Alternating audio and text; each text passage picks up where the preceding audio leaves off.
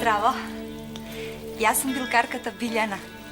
Садам, поливам, чувам, собирам цвеќиња, дрвца, билки. Интересно беше што луѓето ме поистоветуваа со ликот и што често на улица ме прашуваа зашто служи оваа билка и каде може да се најде ова растение или како се одгледува, дали е подобро да се засади вака или онака, што се разбира, јас не знаев да им одговорам, но сето тоа ми беше навистина многу симпатично.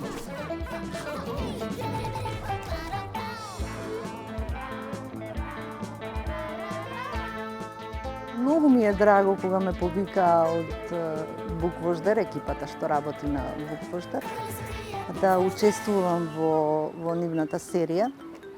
И мислам дека се 3 лика од Бушава азбука кои веќе учествувале со своите гласови, се разбира. Тоа е Лобџијата и тоа е Јовица Михајловски, кој што ги плашеше децата со оние забите што им се појавуваа.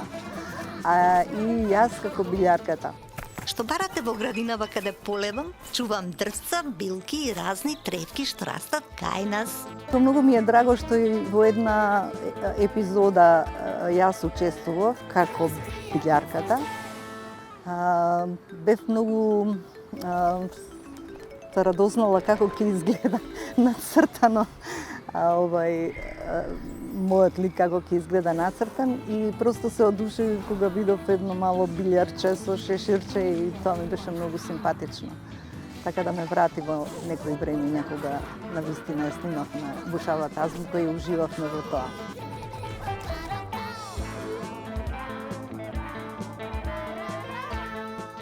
Мислам дека најдиректна инспирација всушност тоа беше Бушавата азбука.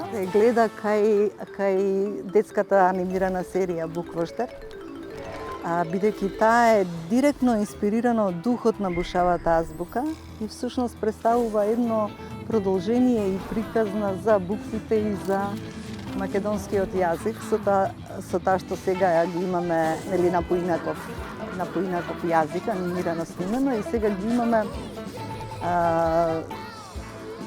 бушавите херои, 3 дечиња, кои што не водат во една бушава авантура во потрага по изгубените букви.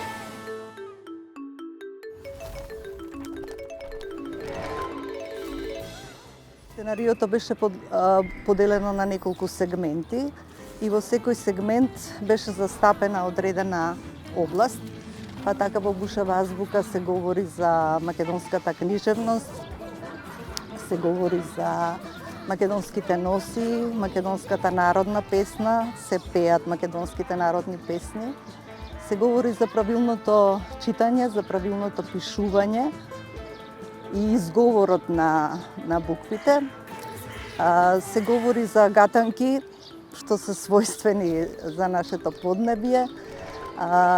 И се говори за различните дијалекти, исто така што се својствени за нас. И воопшто се говори за целата флора и фауна што екзистира на тлото на нашата земја. Воопшто се говори за се она што е карактеристично и важно и типично за нашата земја.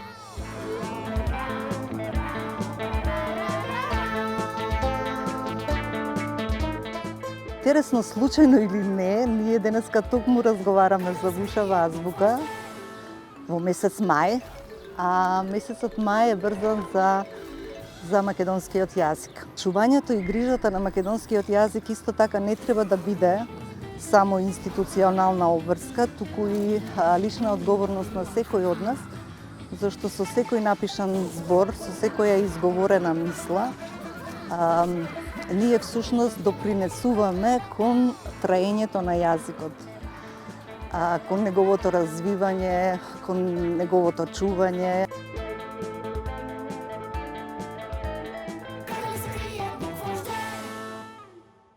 Денеска се просто децата обкружени со содржини кои им се достапни преку социјалните мрежи, и повеќе ги гледаат содржини на англиски јазик, што не сметам дека е лоша, меѓутоа Најдобро е децата да се научат дека мајчиниот јазик е од непроценлива вредност. Тие треба да мислат на својот мајчин јазик.